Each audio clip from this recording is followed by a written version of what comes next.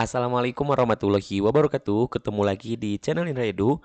Nah, dalam kesempatan kali ini kita akan merangkum materi bersama lagi, yaitu mata pelajaran Pendidikan Pancasila kelas 8, bab 2 tentang Pedoman Negaraku. Kurikulum Merdeka. Seperti biasa, sebelum kita melanjutkan kepada pembahasan, mari subscribe terlebih dahulu, like, komen, dan boleh share kepada teman-temannya, supaya kita semua bisa menebar manfaat yang lebih banyak lagi.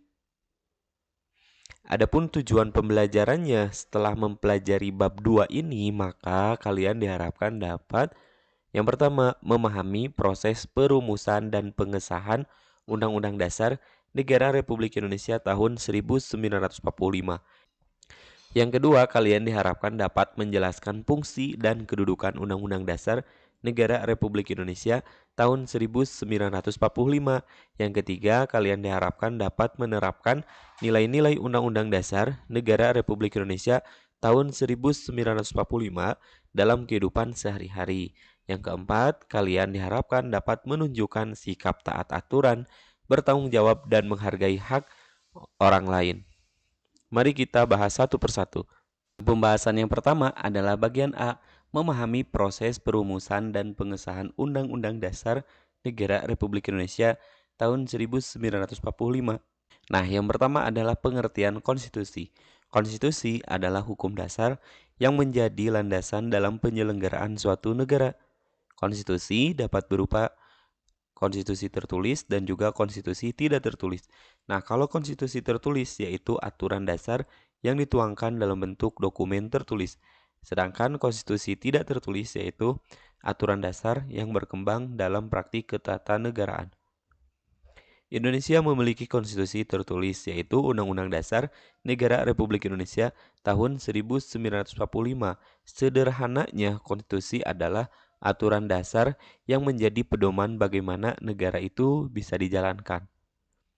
Nah, latar belakang perumusan Undang-Undang Dasar Negara Republik Indonesia tahun 1945. Menjelang berakhirnya Perang Dunia Kedua, maka posisi Jepang semakin terdesak untuk mendapatkan dukungan dari rakyat Indonesia. Maka Jepang membentuk BPUPK, Badan Penyelidik Usaha-usaha Persiapan Kemerdekaan. BPUPK memiliki tugas mempelajari dan mempersiapkan berbagai hal yang diperlukan bagi negara Indonesia yang akan merdeka. Salah satu hal penting yang dibahas adalah dasar negara dan konstitusi. Nah, sidang BPUPK. Dalam sidang pertama BPUPK, para tokoh bangsa membahas dasar negara Indonesia. Ada beberapa tokoh yang menyampaikan gagasan antara lain, yaitu Muhammad Yamin, Supomo, dan Insinyur Soekarno. Sidang tersebut berlangsung yaitu pada tanggal 29 Mei sampai dengan 1 Juni 1945. Pembahasan mengenai dasar negara kemudian dilanjutkan melalui berbagai proses perumusan hingga menghasilkan rumusan yang menjadi dasar bagi pembukaan Undang-Undang Dasar Negara Republik Indonesia tahun 1945. Panitia perancang Undang-Undang Dasar. Setelah pembahasan mengenai dasar negara, maka dilakukan proses penyusunan rancangan Undang-Undang Dasar. Dalam proses tersebut terdapat berbagai panitia yang membahas bagian-bagian penting konstitusi. Tokoh-tokoh bangsa berusaha menyusun konstitusi yang dapat menjadi dasar kehidupan negara Indonesia yang merdeka. Nah, yang kelima adalah Piagam Jakarta. Pada tanggal 22 Juni 1945, Panitia 9 menghasilkan sebuah rancangan pembukaan Undang-Undang Dasar yang dikenal sebagai Piagam Jakarta. Piagam Jakarta mempunyai arti penting karena menjadi salah satu tahap dalam proses perumusan pembukaan Undang-Undang Dasar Negara Republik Indonesia tahun 1945. Nah, di dalamnya terdapat rumusan dasar negara yang kemudian mengalami perubahan sebelum disahkan. Pembentukan PPKI. Setelah BPUPK dibubarkan, maka dibentuklah PPKI, Panitia Persiapan Kemerdekaan Indonesia. Pada tanggal 7 Agustus 1945, PPKI memiliki tugas mempersiapkan berbagai hal yang berkaitan dengan pembentukan negara Indonesia. Setelah Indonesia memproklamasikan kemerdekaan, yaitu pada tanggal 17 Agustus 1945, maka PPKI melaksanakan sidang untuk menetapkan dasar dan perangkat awal negara. Pengesahan Undang-Undang Dasar Negara Republik Indonesia tahun 1945. Nah, pada tanggal 18 Agustus 1945, PPKI mengadakan sidang. Salah satunya keputusan terpenting adalah mengesahkan Undang-Undang Dasar 1945. Dalam sidang tersebut juga memilih Insinyur Soekarno sebagai presiden, memilih Dr. Ranes Muhammad Hatta sebagai wakil presiden, serta membentuk Komite Nasional untuk membantu presiden sebelum terbentuknya lembaga perwakilan.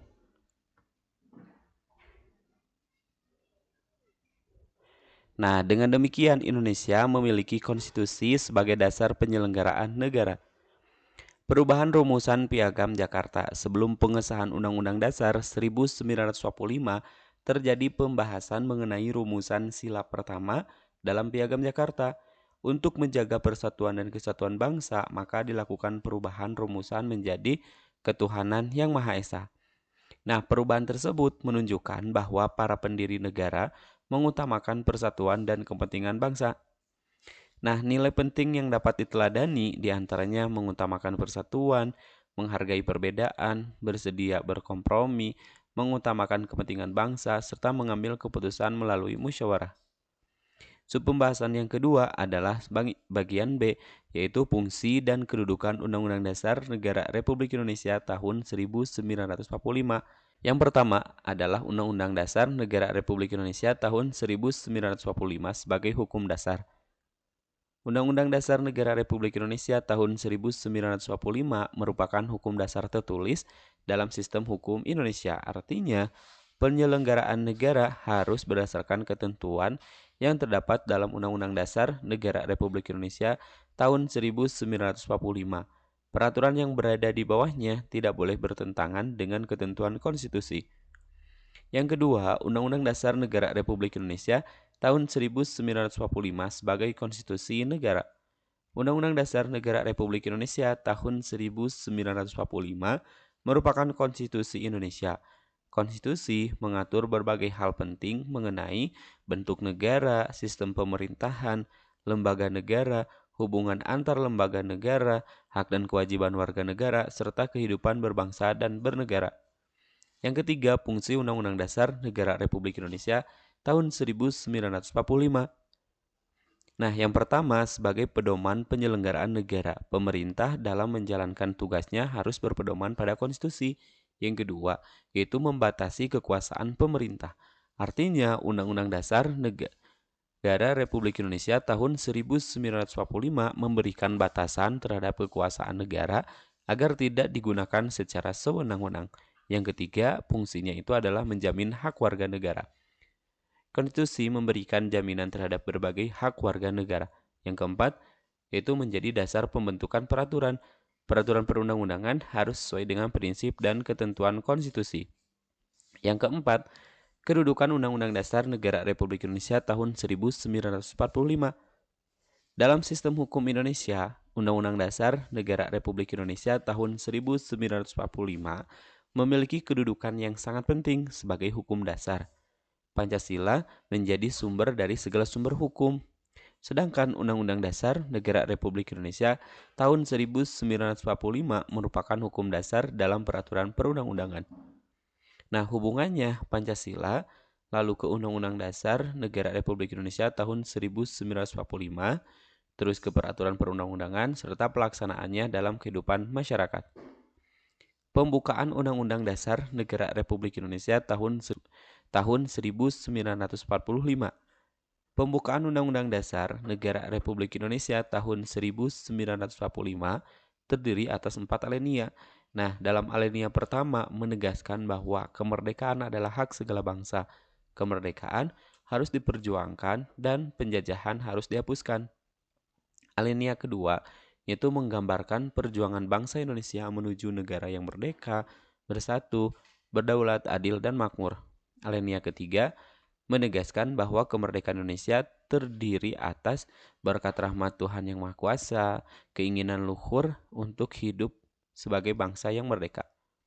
Alinea keempat memuat tujuan negara, bentuk negara, serta dasar negara Pancasila. Nah, yang keenam adalah tujuan negara Indonesia. Tujuan negara tercantum dalam pembukaan Undang-Undang Dasar Negara Republik Indonesia tahun 1945 alinea keempat. Adapun tujuannya adalah yang pertama, melindungi segenap bangsa Indonesia dan seluruh tumpah darah Indonesia. Negara bertanggung jawab memberikan perlindungan kepada seluruh rakyat. Yang kedua, yaitu memajukan kesejahteraan umum. Artinya, negara berusaha meningkatkan kesejahteraan masyarakat. Yang ketiga, mencerdaskan kehidupan bangsa. Artinya, negara berupaya menyediakan pendidikan dan kesempatan belajar bagi masyarakat. Yang keempat, ikut melaksanakan ketertiban dunia. Artinya, Indonesia berperan dalam menciptakan perdamaian dan kehidupan dunia yang berdasarkan kemerdekaan, perdamaian abadi, dan keadilan sosial.